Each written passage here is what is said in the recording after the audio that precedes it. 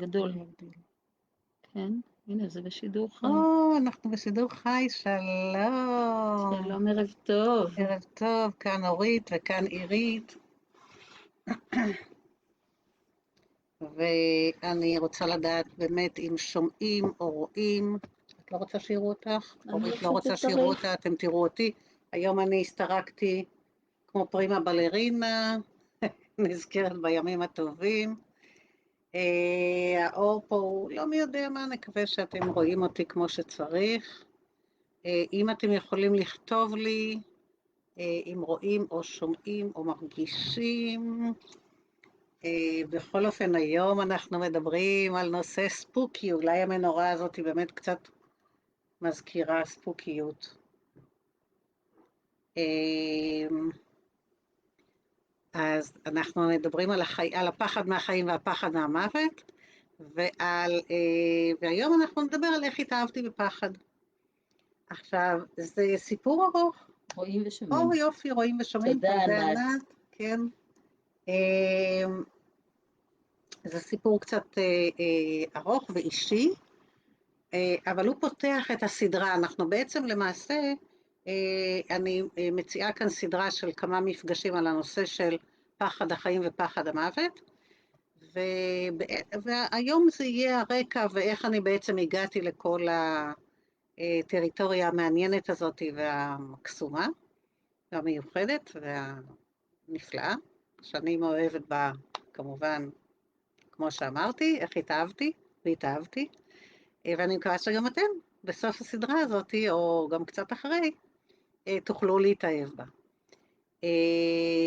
אז שלום, שמי עירית שמשון, דוקטור עירית שמשון, אני עובדת סוציאלית, מאמנת ומפתחת שיטת שינה רצופה, ולפני, אני ככה אעשה את זה בקצרה, לפני כ5.5 שנים, כמעט 6, היה לי אירוע מוחי שבו היה לי סיור, קיבלתי מתנה, סיור בעולם הבא, וקיבלתי שם הרבה מאוד הבנות, וגם התחייבתי לכתוב ספר, אז הנה הספר שלי, מי שרוצה מוזמן לכתוב אני רוצה ספר או אני רוצה ספר, ואני תרשום אולי בפרטי, מספר טלפון, ואני אתקשר אליכם וניקח פרטים.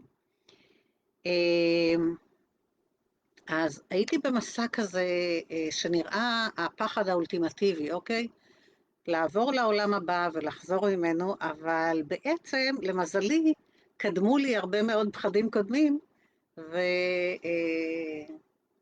וככה למדתי להתאהב בזה, ואז כשזה כבר קרה, אז לא פחדתי, שזה נשמע קצת משונה, אני יודעת. אז בואו נתחיל כמעט בהתחלה, בסדר? אז אני למעשה נולדתי לפי המזל הסיני במזל חזיר, בשנת 1959, כן, אני חתיארה, תחשבו, אוטוטו, ומעבר לעובדה שכמו שאמרתי, חיות המחמד שלנו היו דינוזאורים, אז כל מי שנולד במזל הזה של חזיר, כולם יודעים, זה כמו פיגליט כזה. המון ככה פרפורי לב, לפחות אני. בכל אופן, אני נולדתי אשכרה פיגליט. זאת אומרת, כזה שהאוזניים שלו רועדות מרוב פחד, ומכל דבר. אני פחדתי מהכל. אני עדיין פוחדת מהכל. חוץ מכמה דברים קטנים. כמו המוות, כמו מחלות, כמו חיים, כמו רגשות. ותמיד אני אומרת לאנשים שאני עובדת איתם טיילתי קצת בעולם וראיתי הרבה דברים, אבל הדברים שאני הכי אוהבת זה הנושאים האנושיים. ושם אני אמיצה נורא. אין לי בעיה לקפוץ ראש לתוך התהומות הכי גדולים, ולצאת משם יד ביד עם מי שנמצא שם, וזקוק לעזרה. אז בעניין הזה, באמת החיים לימדו אותי להיות באקסטרים, אוקיי? זאת אומרת, יש אנשים שעושים ספורט אקסטרים, אני עושה חיים אקסטרים. ואז כאילו, מרוב שאתה פוחד, אתה כבר לא יכול לפחד יותר, ואז אתה צריך להיות קצת אמיץ, כמו שקורה לפיגליט לפעמים, אם אתם מכירים, הוא נורא פוחד, אבל בסוף הוא יוצא הכי אמיץ ופותר איזה בעיה, ויוצא מכל דבר. אז אני נורא אוהבת אותו, הוא תמיד נמצא אצלי לידי קרוב,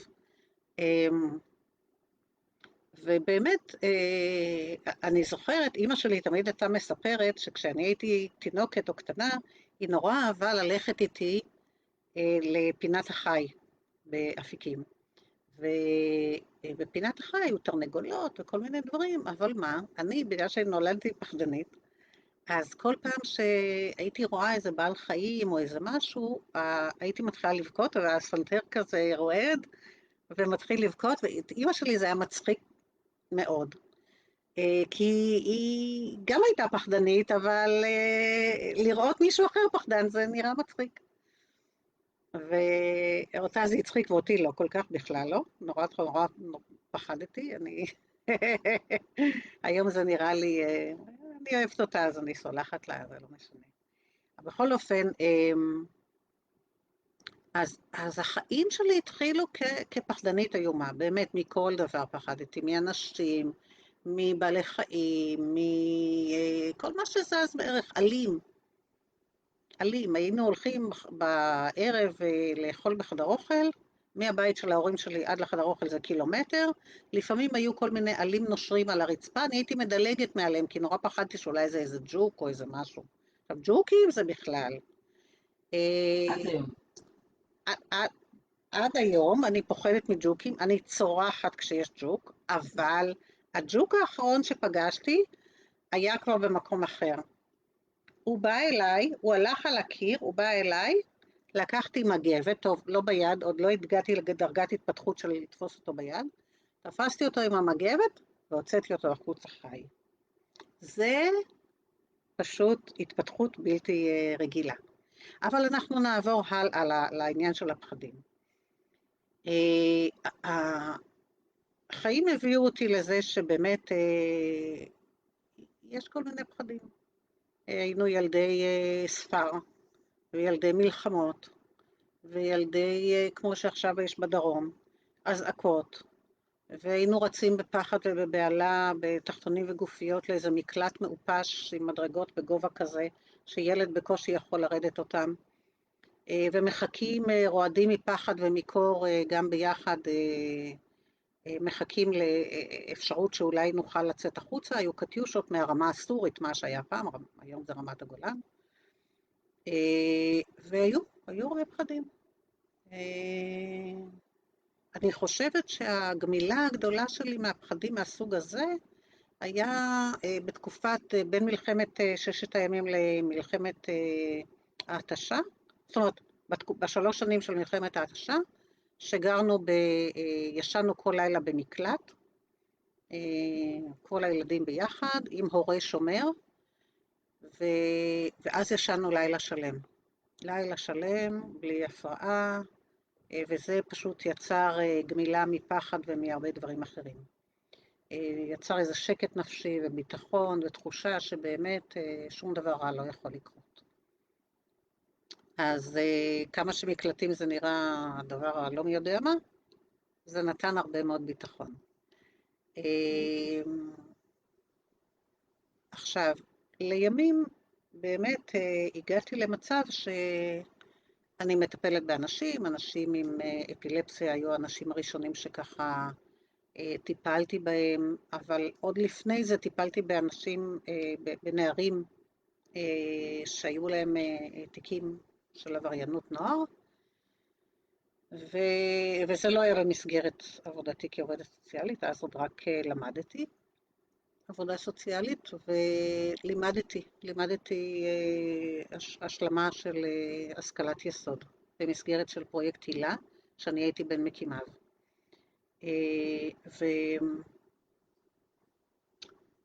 ואז נתקלתי בפחד, בסמים, בכל מיני דברים, בהתפרצויות, בכל מיני דברים שלא ידעתי בכלל, הם לא היו קיימים בתוך העולם הפרטי שלי. כאילו, נתקלתי בהם בעיתונות אולי, או בכל מיני דברים, אבל לא פגשתי אף פעם בן אדם כזה, שגונב, או שמעשן סמים, או שיש לו חבורת רחוב, או שהוא כל מיני, הייתי ילדה תמימה, ופתאום נתקלתי בעולם המלא הזה. וככל שהלכתי והתפתחתי מבחינה מקצועית, פגשתי עוד אנשים, גם אנשים שהיו מאושפזים בבריאות הנפש, וגם אנשים שהיה להם אפילפסיה, ומאוחר יותר, אחרי הרבה שנים, גם עבדתי עם קשישים ועם אנשים שנוטים למות. עסקתי בליווי נשמה. ואז קרו הדברים המעניינים הבאים, זאת אומרת, אחד הדברים שקרה לפני 11.5 שנים, כמעט 12 עוד מעט, בעצם עוד מעט 12, בדצמבר זה יהיה 12.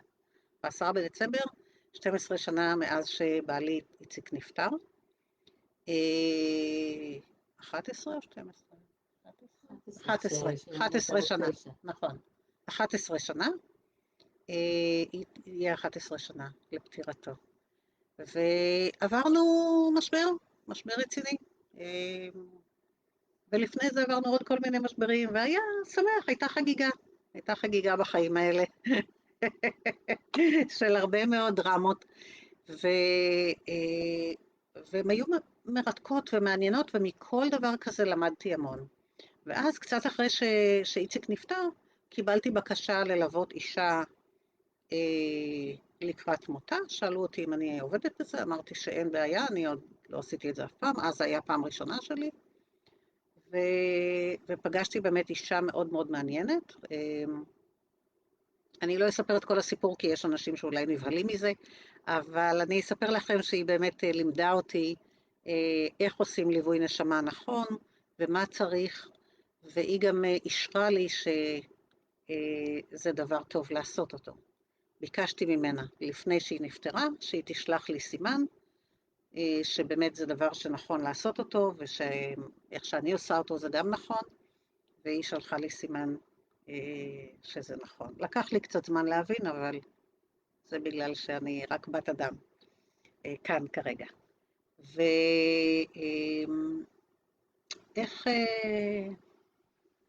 איך להמשיך? אז כאילו זה להתעסק בנושאים הכי הכי הכי מפחידים, במוות, במחלות, בסיומים, בפרידות, בכל הדרמות הכי קשות של החיים, ולאט לאט אני התחלתי בעצם להבין שהפחד, או אנחנו נדבר על זה כי זו טריטוריה מאוד מאוד גדולה, זה ממש אפשר להגיד פלנטה שלמה, שיש בה ארצות ומדינות ועמים ושבטים, אנחנו נדבר על זה, זה מאוד מעניין.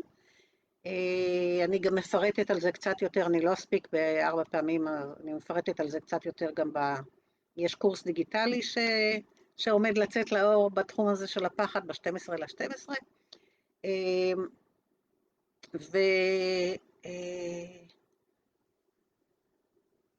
ואמרתי, וגיליתי את הדבר המעניין הבא, גיליתי שבעצם כל החיים שלנו אנחנו למעשה במעין חדר כושר, שיש בו הרבה מאוד מכשירים, לא פשוטים ולא קלים, גם בחדר כושר יש כל מיני מכשירים רציניים, ויש משקולות כבדות, ויש כל מיני עזרים, אבל כל אחד מהם, התפקיד שלו זה לחזק אותנו, לחזק איזשהו שריר בחיים שלנו.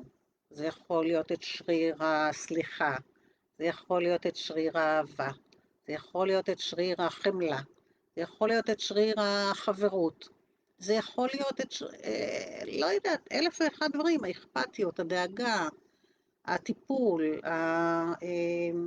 האופטימיות. אופטימיות זה מכשיר כושר, תקשיבו, חבל על הזמן. אני חושבת שזה אחד המכשירים שאני ממש מצטיינת בהם. ובאמת, תכף אני אספר לכם משהו מקסים שאיזה חבר טוב כתב לי, והוא כתב עליי, אבל אני זאת שמספרת לכם, כי הוא לא נמצא כאן כדי לספר לכם. אז באמת גיליתי שגם הפחד וכל המשפחה שקשורה אליו, של חרדות ודיכאונות, לא משנה מה, כל הרגשות, כל המחשבות הטורדניות, הכל, הכל, הכל, אלה הם בסך הכל, לא בסך הכל, אוקיי? במרכאות כפולות, הם לא פשוטים בכלל, הם מכשירים כבדים, מכשירי כושר, שהמטרה שלהם זה לאמן אותנו בשיעורי חיים שאנחנו אמורים להתאמן, ולעזור לנו להצליח. וככה, ברגע שאני קלטתי את זה, התאהבתי. התאהבתי בחדר כושר האנושי הזה של החיים, ואמרתי לעצמי, וואו, אני הולכת להיות המאמנת. אני רוצה להיות מאמנת בחדר כושר הזה. כי זה סקרן אותי, זה עניין אותי. ואז קיבלתי מתנה. חדר כושר על היוסטור, אחד הגדולים שיש. היה לי אירוע מוחי. וכאילו, אוקיי, איציק נפטר, ובערך 4 או 5 שנים אחר כך, גם אני כמעט נפטרתי. לא מספיק שנשארה לנו ילדונת חמודה בגיל 9 שהייתה בלי אבא, אז גם בגיל 13 וחצי או 14 היא הייתה צריכה להיות גם בלי אימא. למרבה המזל, אני לא יודעת, משהו השאיר אותי פה, קיבלתי הצעה נהדרת. אחת ההצעות הנהדרות הייתה, את יודעת מה? תחזרי, תכתבי ספר, עזבי, לא כרגע, פעם אחרת, ניתן לך מתנה, עוד שקית קטנה של חיים, או גדולה, לא חשוב, מה שאת רוצה, העיקר תלכי מפה. ובדרך עשה, תראו, זה כמו ליפול למכרה זהב, אוקיי? כי יש המון ידע והמון אוצרות והמון הבנות שאי אפשר להבין אותם כשנמצאים פה, אי אפשר. אנחנו לא רואים את התמונה הרחבה, אנחנו לא יכולים לראות אותה, ואנחנו גם לא אמורים לראות אותה, כי אנחנו אמורים לעשות כאן שיעורים מסוימים. וזה בסדר, זה דבר נהדר. יחד עם זאת, יש דברים שאנחנו לא חייבים להתפתל בייסורי תופת, אלא אנחנו יכולים פשוט להתאמן וליהנות מזה גם. ולא להיות בחרדה כל כך גדולה, כי יש עוד דרך עצומה, כאילו, כשאנחנו מתגברים על כל הקשיים האלה הגדולים, עוד יש לנו המון עבודה. אז למה שזה לא יהיה לנו קצת יותר קל? למה שזה לא ילך לנו בפשטות? זה בדיוק כמו שאני מספרת על השיעורים בשינה הרצופה, יש את הבסיס, אבל אחרי הבסיס יש את המתקדמים, ואחרי המתקדמים יש את הקפיצה הקוונטית. הקפיצה הקוונטית היא התפתחותית, היא יכולת מדהימה. היום מישהו כתב לי דבר מעניין מאוד, מישהו שכתב איזשהו ספר, או כותב כמה ספרים, לא יודעת, אני עוד לא פגשתי אותו, רק הוא כתב לי בוואטסאפ, והוא אומר לי, אני כותב מתוך שינה, אני כותב, יש לי מחברת על יד המיטה, ואני ישן לפעמים מעט מאוד בלילה, כי אני כותב רוב הלילה, כי מגיעים אליי דברים, ואז אני ממשיך לישון, ואז יש לו 2 או 3 מחזורי שינה במשך היממה, מאוד מעניין. עכשיו, כן, הוא כבר עלה לדרגה שהוא משתמש בשינה בתור כלי עבודה וכלי התפתחות, וכלי יצירה, וכלי הגשמה, וכלי להבאה של תכנים מהעולמות העליונים, כדי לעזור למין האנושי, כי בעצם מה אנחנו רוצים פה? כל המשחקים הקטנים האלה שאנחנו רואים, שהם נראים גדולים, הם בסך הכל הדרך של האנושות ללמוד, להתפתח ולהיות במקום יותר טוב בתוך עצמה. ולכן אנחנו צריכים קצת סבלנות להבין קצת יותר מהתמונה הרחבה, טיפה, כדי שאנחנו לא נבטל את השיעורים האלה, השיעורים הם חשובים, הם נחוצים, וגם אנחנו בחרנו אותם. אנחנו נדבר על בחירות של נשמה, זה קצת יותר מתקדם. אבל כאשר אנחנו מדברים על המעברים האלה, או על האתגרים האלה שיש לנו בתוך החיים, אז אפשר לעשות אותם קצת יותר, קצת אחרת. לא כל כך לסבול מהם ולא כל כך להתפתל מהם, ולהתקדם יותר מהר לכיוון ההתפתחות שלנו, כי אנחנו אמורים להתפתח, אנחנו לא אמורים להישאר כל הזמן בביצה הזאת של, אוקיי, הוא אמר לי, היא אמרה לו שחור לבן, למעלה למטה. זה לא שם. יש הרבה יותר מזה. היי, זוהר, שלום. מתוקה. בקיצור, מה שאני מנסה להגיד, זה שבאמת,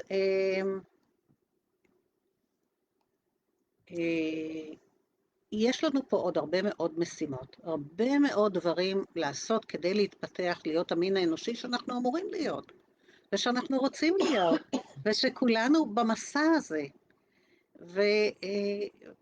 ויש לפעמים הרבה דברים שמפחידים אותנו ועוצרים אותנו, ואז אנחנו פשוט לא מממשים את מה שאנחנו יכולים לממש. אז בעצם המסר שלי להיום הוא קודם כל להגיד לכם, פחד זה חשוב, זה מדהים, ואני האמת התאהבתי בו, אני רוצה להגיד לכם שהוא נראה לי, אם אני הייתי מדמיינת אותו, זוכרים את כל מכירים את כל הגברים המסוכסים האלה בחדרי כושר? בערך כזה.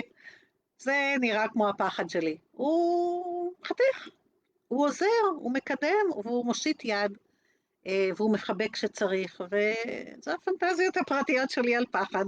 אז אתם מוזמנים להצטרף אם אתם רוצים, כי אני חושבת שהן דווקא נחמדות מאוד הפנטזיות האלה.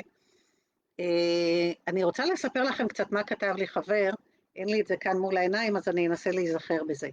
הוא סיפר, הוא כתב לי ברכה ליום הולדת 60, והוא סיפר לי, הוא אמר לי, יש סיפור שאני חושב שיכול לתאר אותך מצוין, הוא מספר סיפורים גם מצוין. והוא אמר לי, יום אחד החושך הגיע לבורא עולם, והתלונן על השמש, ואמר לו, אני לא יכול איתה, כל מקום היא רודפת אותי, אני צריך לברוח, אני צריך להסתתר בנקיקים ובמערות ובכל מיני מקומות שאני לא רוצה, אני רוצה להיות חופשי, אבל אני לא יכול, השמש הזאת כל הזמן רודפת אותי, כל הזמן מאירה, לא נותנת לי מקום, אין איפה לזה. אז בורא עולם חשב קצת ואמר, וואו, יש צדק בדבריו, בואו נקרא לשמש ונראה מה יש לה להגיד. קראו לשמש, השמש הגיע, בורא עולם קורא, כולם מגיעים, נכון? אז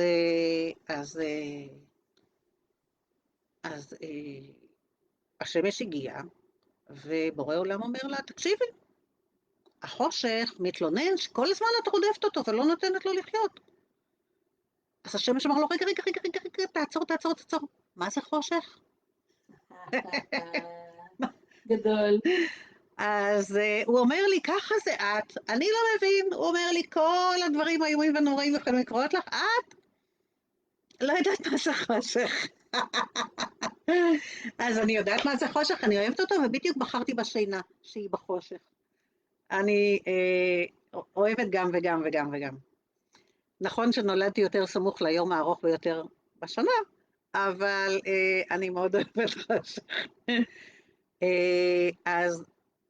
אז תראו, עכשיו, דבר נוסף שקרה, וזה קצת קשור לכותרת, כאילו השאלה תמיד היא, אוקיי, אז למה קראת להרצאה שלך הפחד מהחיים והפחד מהמוות? אז הנה לכם סיפור שקרה לי בדיוק כשהשתקמתי מהאירוע המוחי שלי.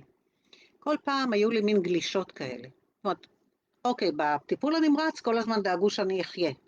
אחר כך היו לי מין שינות כאלה, שהם כבר לא היו ממש סכנת מוות, אבל הייתי גולשת לתוך איזה עולם פנימי כזה, ומתוכו דולה כל מיני דברים, כי כשהמוח הוא שטוף בדם, אז הוא נורא עייף, והוא צריך לישון הרבה.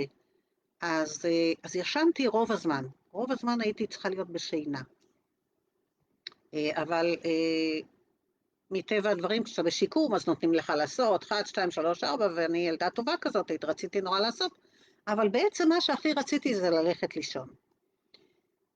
והאמת היא שזה משקם את המוח. זאת אומרת, אם היום היו שואלים אותי איך לשקם אנשים אחרי אירוע מוחי, אז הייתי ממליצה להם לאפשר את השינה ככל שאפשר, כי ההחלמה היא יותר נוחה למוח.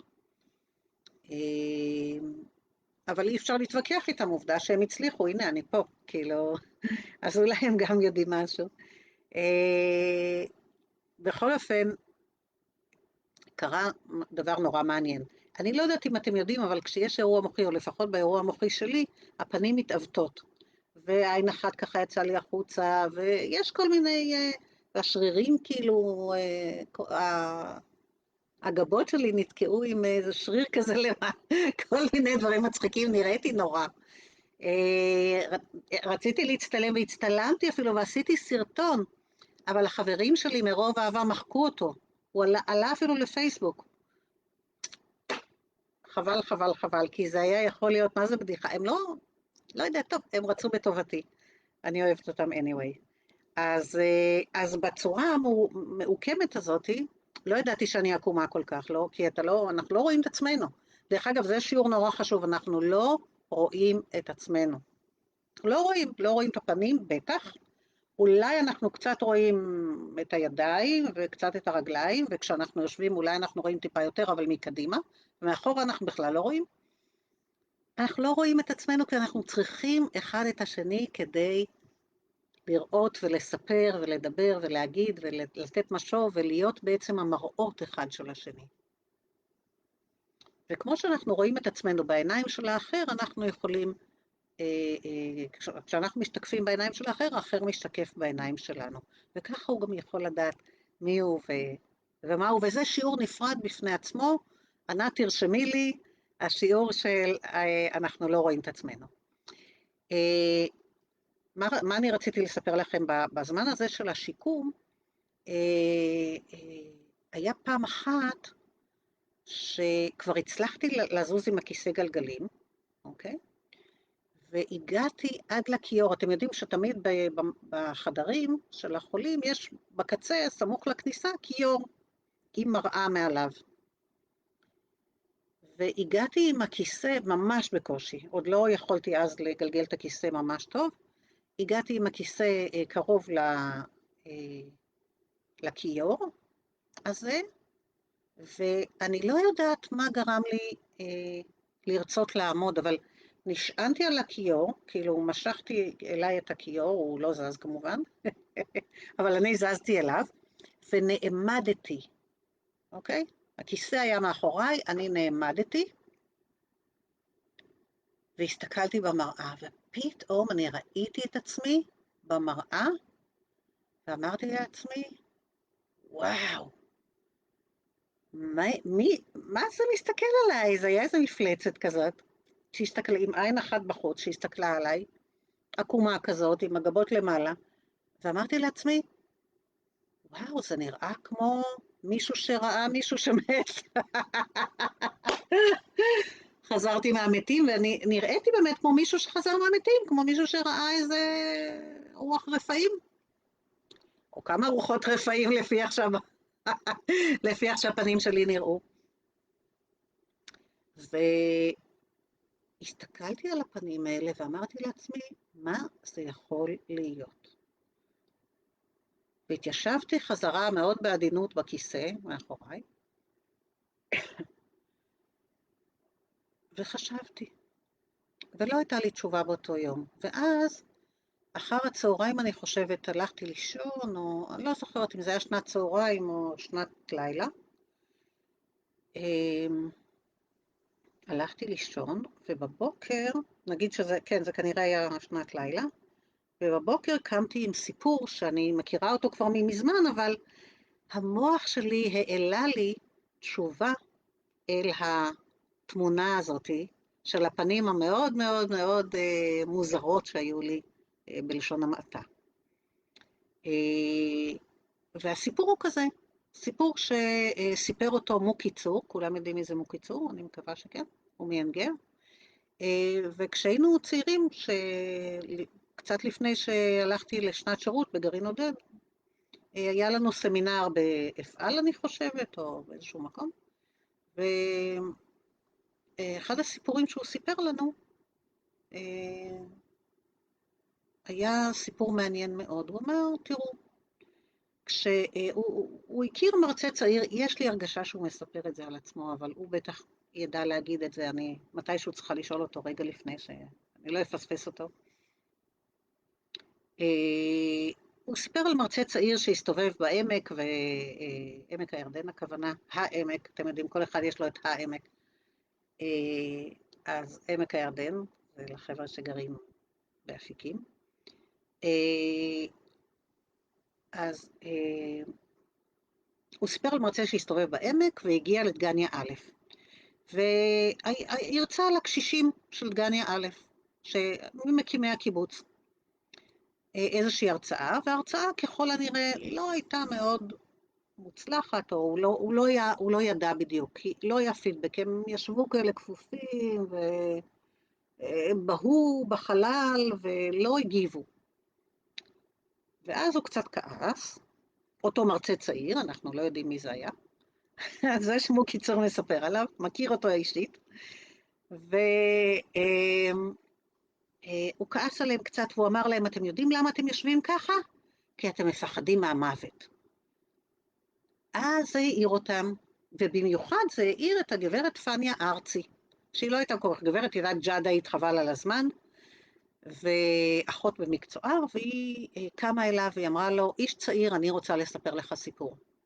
כשאני הייתי צעירה, והיינו כולנו רק בהתחלה של הקיבוץ דגניה א',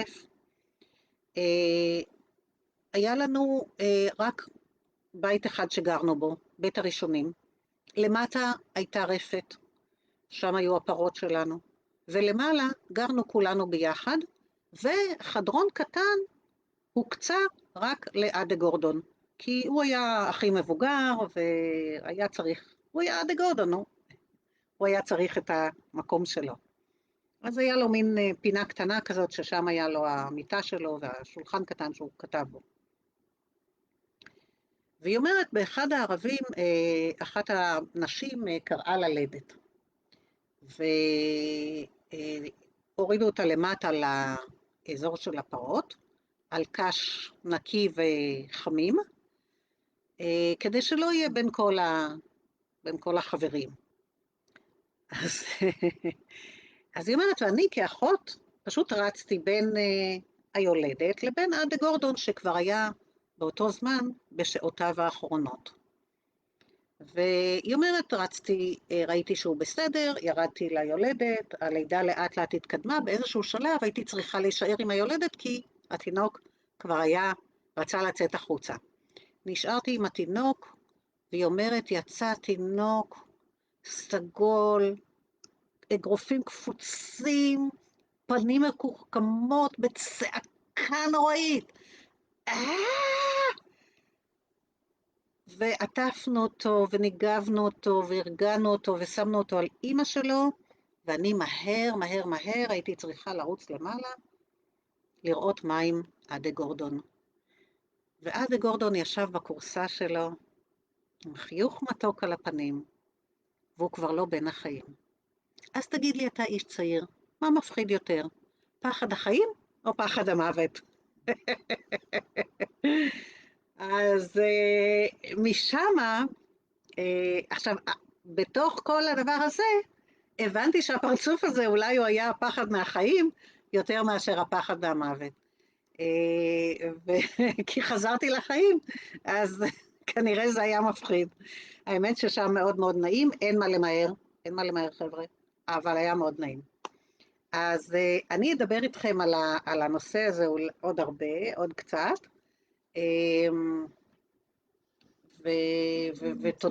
ותודה גדולה לערוץ התודעה של אהבה, כי יש פה באמת מקום חם ונעים. אז אנחנו נמשיך אולי בפעמים הקודמות. אני מזכירה לכם, מי שרוצה ספר, אז תכתבו אני רוצה ספר, ומי שרוצה להצטרף אלינו לקורס על הפחד, או על הקורס על שינה רצופה ב-12/12 השקה. יש מחירים מיוחדים. אז תעקבו אחרינו בפייסבוק שלי, לא פה, אני לא רוצה לעשות פה יותר מדי פרסומות. אז תודה רבה, תודה לערוץ תודעה של אהבה, תודה לכל מי שנמצא כאן על הקווים, ושיהיה להתראות, יום ראשון הבא, ב-6.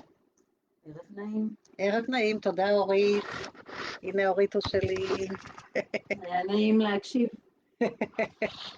להתראות, ביי. להתראות. עכשיו אנחנו מסיימים, תודה. אם תסיימי, ברצונך לשחוט, סיום. סיום. לא, לסיים? לסיים, כן. סיום. תסיימי.